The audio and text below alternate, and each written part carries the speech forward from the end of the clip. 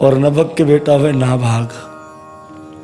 हुआ ये था कि नभक महाराज जी के और भी बेटा थे, पर इनका जो छोटा बेटा था नाभाग, इनका मन जो है राजकाज आदि में नहीं लगता था।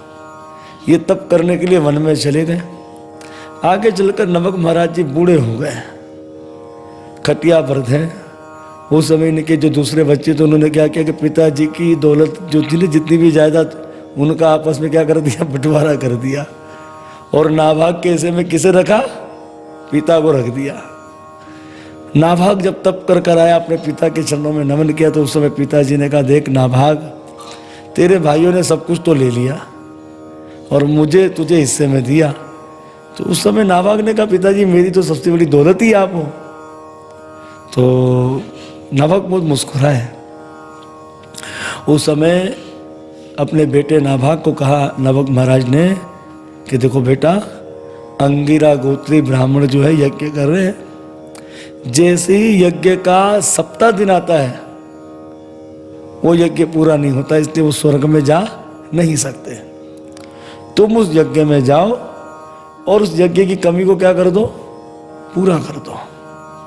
नाभाग गए, अंगिरा गोत्री जो ब्राह्मण यज्ञ कर रहे थे उनको सहायता दी। 7 दिन में यज्ञ पूर्ण हो गया। जब वो उनका यज्ञ पूर्ण हो गया तो जितना सोना चांदी हीरा मोती आदि था रथ के उसमें यज्ञ में, तो सब किसे दे दिया। बोले नाभाग ये सब तुम रखो, हम तो स्वर्ग जा रहे हैं। वो तो स्वर्ग चले गए। अब जब नाभाग उन सब धन आदि को समेटने लगा तो उस समय काला पुरुष आया। उस काले पुरुष ने कहा, ए नाभाग, यज्ञ में बचा भाग हमारा हिस्सा होता है, तुम्हें विश्वास नहीं है तो जाओ अपने पिताजी से जाकर पूछ लो। अब जब नाभाग ने कहा कि इतने गर्व से जब कह रहे हैं तो होगा ही नहीं का हिस्सा, ही नहीं का होगा। अब हुआ ये कि नाभाग दौड़े दौड़े अपने पिता नभक के पास गए। बोले पिताजी आपके आशीर्वाद से यज्ञ तो पूरा हो गया, और वो ऋषि भी जो थे अंगिरा गोत्र ऋषि वो भी सब चले गए। वो धन आदि तो हमको दे दिया था यज्ञ में। तो उस समय जब हम समेट रहे थे उस समय काला पुरुष आया और उस पुरुष ने कहा, हे नाभाग, ये हमारा हिस्सा होता यज्ञ में बचा भाग। तो क्या पिताजी वो कौन है काला पुरुष, और वो इतने गर्व से क्यों कह रहा है कि ये यज्ञ में बचा भाग हमारा भाग होता है। उस समय नभक मुस्कुराए। नभक ने कहा, मेरे बेटा, वो काला पुरुष कोई और नहीं, वो तो देवादिदेव महादेव हैं, और यज्ञ में बचा भाग उन्हीं का ही भाग होता हैगा। अब तो नाभाग महाराज दौड़े दौड़े गए, महादेव के चरणों में दंडवत प्रणाम किया, भगवान क्षमा करना, ये तो सब आपका भाग है और मैं जो है इसे अपना हिस्सा समझ रहा था, मुझे क्षमा कर दे। महादेव प्रसन्न हो गए। महादेव ने कहा, देख नाभाग, ना तो मैं वहाँ था और ना ही तो मेरा कोई गुप्तचर या कोई सेवक था वहाँ। जैसा तेरे पिता ने कहा तूने मुझे वैसा ही आकर कह दिया हैगा, तो जा, ये सब मैं तुझे देता हूँ। तो इस तरह से नाभाग महाराज को जो इनके भाइयों को हिस्सा मिला होगा ना, उससे भी बहुत दुगना मिला हैगा। इसको कहते हैं इन्हीं नाभाग महाराज जी के बेटा, अरे जिनका नाम सुनते हम पवित्र हो जाएंगे। यहाँ बोलिए अम्बरीश महाराज की जय। श्री अम्बरीश जी महाराज, आप सप्त वसुंधरा के राजा, कोई कमी नहीं आपको, पर इतने बड़े सम्राट होने के बावजूद भी मंदिर की झाड़ू पोछू आप खुद करते थे। भगवान को श्रृंगार अपने हाथ से कराते थे। जल नदी तालाब बहुत दूर था, वहां से जल भरकर खुद लाते थे। एक समय तो ऐसा हुआ कि कहीं सेवा करते करते आपको निंद्रा आ गई होगी, जल लाना भूल गए।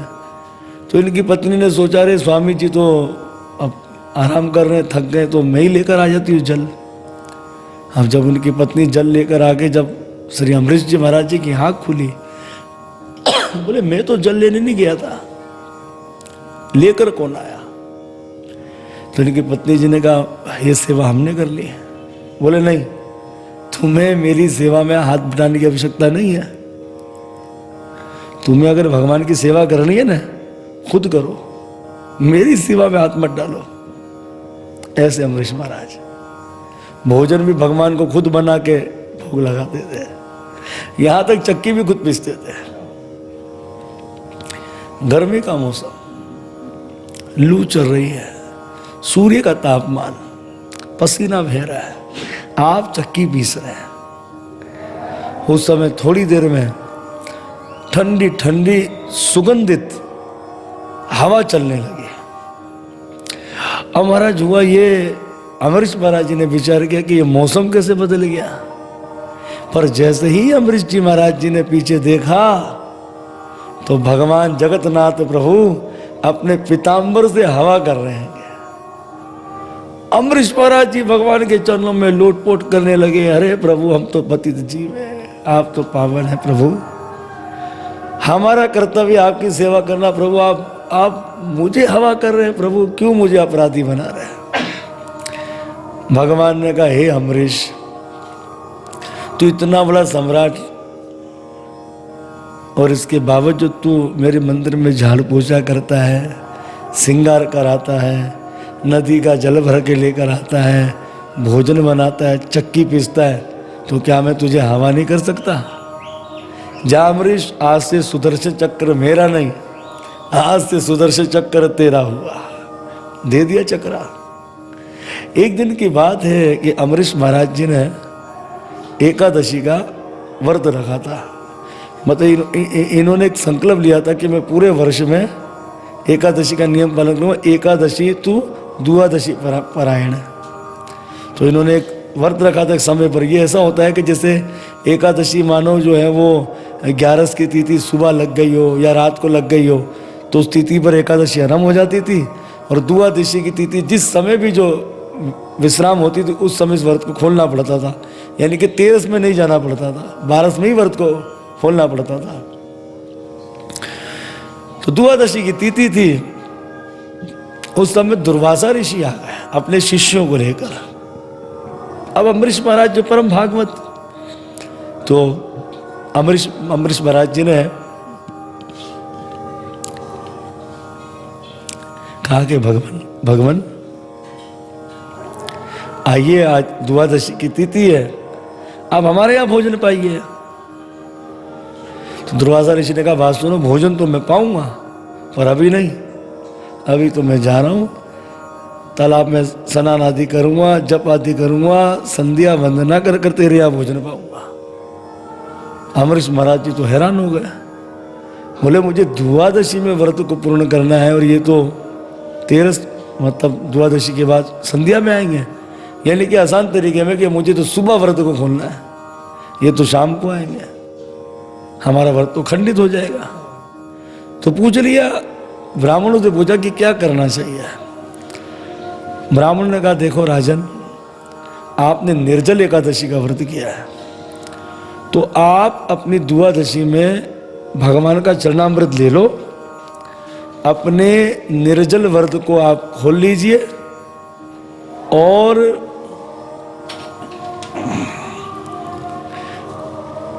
निर्जल व्रत को खोल लीजिए और भोजन मत पाना।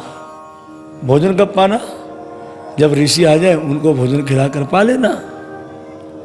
तो अम्बरीश महाराज जी ने भगवान का चरणामृत दिया, जिसमें चरणामृत देते ना भगवान का, तुलसी पत्र डालकर चरणामृत ले लिया, निर्जल व्रत को खोल लिया। दुर्वासा ऋषि को ऐसा लगा कि हमें भोजन का निवेदन देकर इस अम्बरीश ने हमारा अपमान कर दिया, भोजन पा लिया। अपनी चुटिया से एक डायन को प्रकट कर दिया। डायन को बोला, जा उस अपराधी अम्बरीश को मार दे। अब वो डायन जो है वो जब अम्बरीश महाराज जी के पास आई तो अम्बरीश महाराज जी तो डायन के सामने हाथ जोड़कर खड़े हो गए। पर अम्बरीश महाराज जी की रक्षा कौन कर रहे हैं? सुदर्शन चक्र।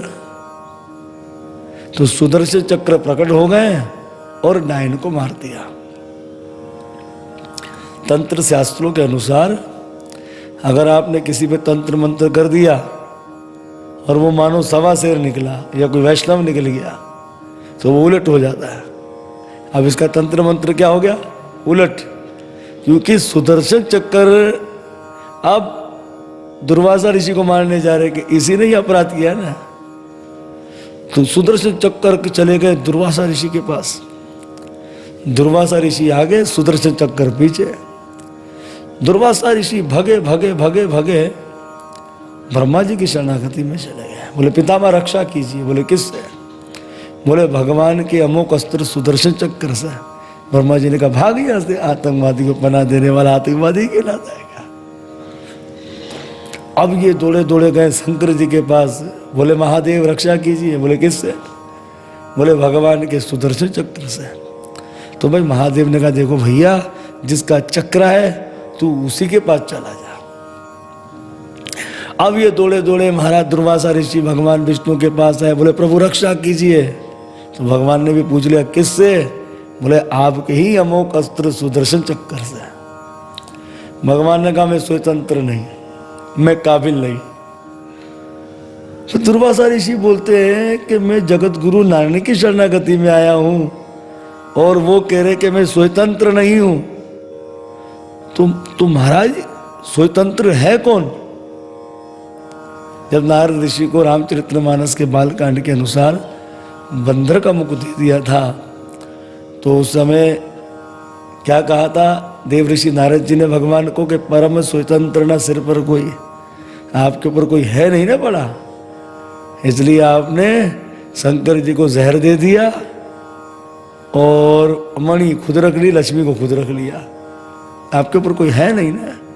पर यहां तो भगवान कह रहे कि मेरे ऊपर भी कोई है।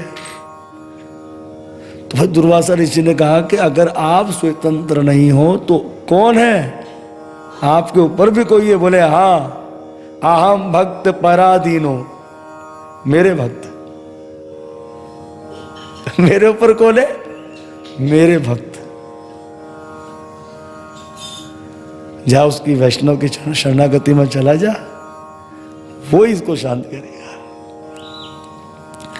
दुर्वासा ऋषि भगे भगे अमरीश महाराज जी के चरणों में। अरे अरे अमरीश महाराज जी ने कहा भगवान दुर्वासा जी आगे, अरे प्रभु आइए भोजन पाइए। बोले भोजन को छोड़, पहले इसे शांत कर। उस समय परम भागवत श्री अमरीश जी महाराज जी सुदर्शन चक्र के सामने खड़े हो गए, प्रार्थना करी कि मुझसे और मेरे पूर्वजों ने कभी किसी के चरणों में अपराध नहीं किया हो, सबको एक सम्मान समझाओ तो शांत हो जाइए। नहीं हुआ, बिल्कुल शांत नहीं हुआ। अब अमरीश महाराज जी ने कहा कि प्रभु सिया राम मैं सब जग जाने कि चरिन परिन वृक्ष आदि जड़ चेतन मैं सबके अंदर, चाहे देव हो, मनुष्य हो, राक्षस हो, भूत हो, पिशाच हो, कोई भी हो इस संसार में, और सबको मैं नारायण स्वरूप समझता हूँ। सब में भगवान का दर्शन करता हूँ, किसी से भेदभाव ना करता हूँ, सबको अपना पूजनीय मानता हूँ। तो हे सुदर्शन चक्र भगवान शांत हो जाइए। शांत हो गए। इसलिए कहते हैं कि हमें चिंता नहीं उनकी, उन्हें चिंता हमारी है, हमारे प्राणों के रक्षक सुदर्शन चक्रधारी है। हम क्या भगवान की चिंता करेंगे? चिंता तो भगवान हमारी करते हैं। तो अमरीश जी ने कहा महाराज भोजन पा लीजिए।